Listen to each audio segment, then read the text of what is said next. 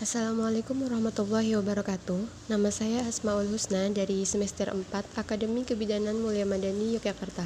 Pagi ini saya akan melakukan pemeriksaan fisik pada bayi baru lahir yang tujuannya untuk menilai keadaan umum bayi, menentukan status adaptasi atau penyesuaian kehidupan intrauteri ke ekstrauteri, dan mencari adanya kelainan atau ketidaknormalan pada bayi.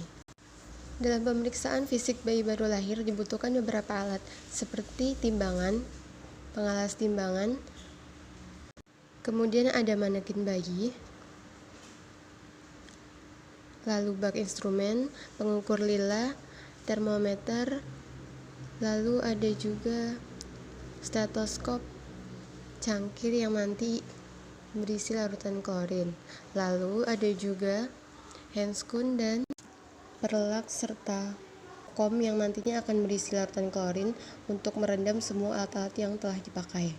Saya akan melakukan persiapan diri, yaitu mencuci tangan dengan sabun cair dan air yang mengalir, menggunakan teknik cuci tangan 6 langkah.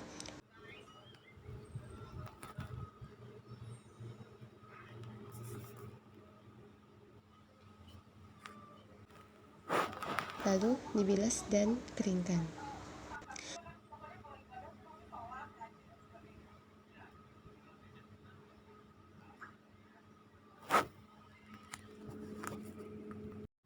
Keringkan tangan menggunakan lap bersih ataupun dengan tisu. Kemudian saya pakai sarung tangan.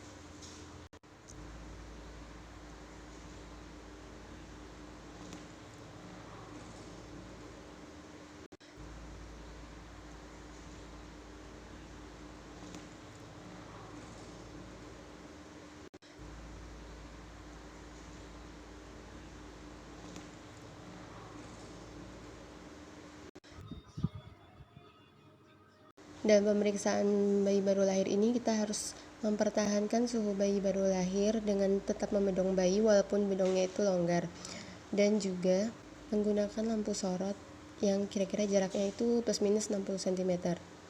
Kemudian letakkan bayi di tempat yang rata. Amati keadaan umum pada bayi yang cukup bulan, ditandai dengan adanya vernix di daerah kulitnya. Kemudian di sini terlihat warna kulitnya kemerahan, bibirnya juga kemerahan, ekstremitas bayi bergerak bebas, dan bayi juga bernapas tanpa dengkuran. Selanjutnya pemeriksaan antropometri, yaitu yang pertama menimbang bayi. Berat badan bayi 3.400. Kemudian melakukan pengukuran badan bayi dengan menggunakan alat pengukur yang diukur dari ujung kaki.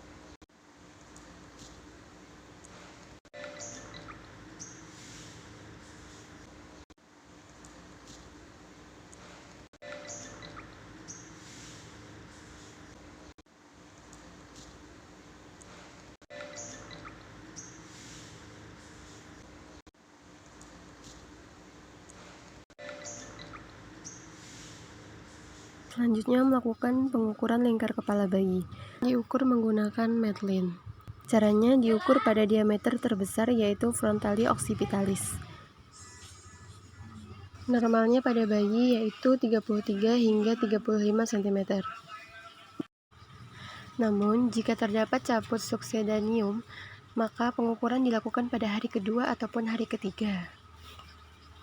Nah, di sini hasil pengukurannya 35 cm tergolong normal. Kemudian mengukur lingkar dada. Pengukuran ini dilakukan pada daerah dada, dari punggung kembali lagi ke dada, atau pengukuran ini dilakukan melalui kedua puting susu bayi. Pada umumnya, ukuran normal yaitu 30 hingga 38 cm. Nah, ini hasilnya sekitar 36 cm. Kemudian kita tutup lagi lengan bayi supaya bayi tetap hangat. Selanjutnya pemeriksaan tanda-tanda vital. Yang pertama pengukuran suhu. Dilakukan pada ketiak bayi menggunakan termometer. Nah, hasilnya didapat sekitar 36,7 derajat Celcius. Kemudian kita lakukan pemantauan denyut jantung bayi. Kita perhatikan keteraturan denyut jantung bayi dengan menghitungnya selama 1 menit penuh. Pada umumnya, Yang normal itu sekitar 120 hingga 160 kali per menit. Kemudian kita pantau juga pernafasan bayi. Kita hitung pernafasan bayi selama 1 menit penuh, pantau adanya apnu dan dengarkan suara nafas. Dan juga perhatikan tarikan dada bayi. Selanjutnya pemeriksaan head to toe yang dilakukan dari kepala hingga ke kaki. Pada kepala kita raba sepanjang garis sutura dan fontanel, ukurannya normal. Kemudian kita periksa adanya trauma kelahiran, misalnya caput succedaneum, tidak ada. Dan kita juga perhatikan adanya kelainan kongenital seperti aneksefali misalnya. Selanjutnya pemeriksaan mata. Di sini terlihat tidak ada sekret. Kita periksa keadaan sklera apakah nampak gejala icterus atau tidak. Kemudian telinga, periksa dan pastikan jumlahnya 2, posisinya simetris. Biasanya pada bayi cukup bulan, tulang rawannya sudah matang. Hidung, bayi bernafas menggunakan hidung dan tidak ada gangguan pernafasan bayi. Kemudian mulut dan bibir, posisinya simetris, normal, tidak ada sumbing. Kemudian refleks rooting bayi baik atau mencari puting susu yang ditandai dengan pada saat kita menaruh jari kita di sekitar bibir bayi. Kemudian leher, pergerakannya baik, lakukan perabaan. Tidak ada pembengkakan, perbesaran pada kelenjar tiroid ataupun vena jugularis. Kemudian dada, pada bayi cukup bulan, simetris, puting susunya sudah terbentuk dengan baik dan tampak simetris. Kemudian bahu dan lengan tangan.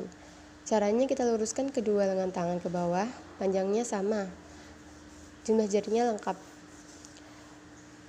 Pada refleks grasping, menggenggam, baik ditandai dengan jari-jari bayi melingkar ke dalam seolah memegangi benda yang kuat. Kemudian pemeriksaan abdomen, amati tali pusat. Di sini tali pusatnya normal, sudah dilakukan perabaan, tidak ada infeksi, tidak ada massa abnormal. Selanjutnya genitalia. Pada bayi perempuan, labia mayora menutupi labia minora. Kemudian lubang uretranya terpisah dengan lubang vagina.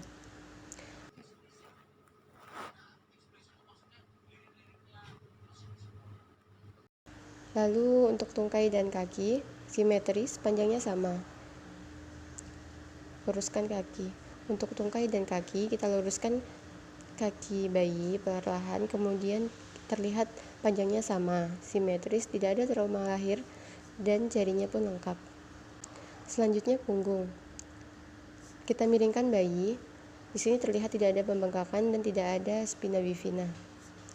Kemudian untuk anus, kita periksa anus. Di sini terdapat lubang, yaitu lubang anus.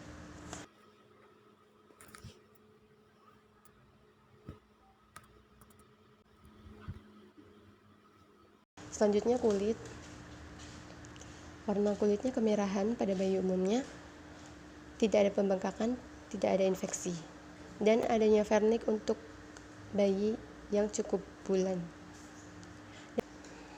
Setelah pemeriksaan selesai, kita lepas handscone dengan posisi terbalik, kemudian rendam handscone tadi ke dalam larutan klorin 0,5% selama 10 menit. Kita cuci tangan dengan air mengalir dan sabun cair, kemudian kita keringkan. Seperti biasa mencuci tangan dengan 6 langkah, kemudian dibilas dengan air mengalir hingga bersih.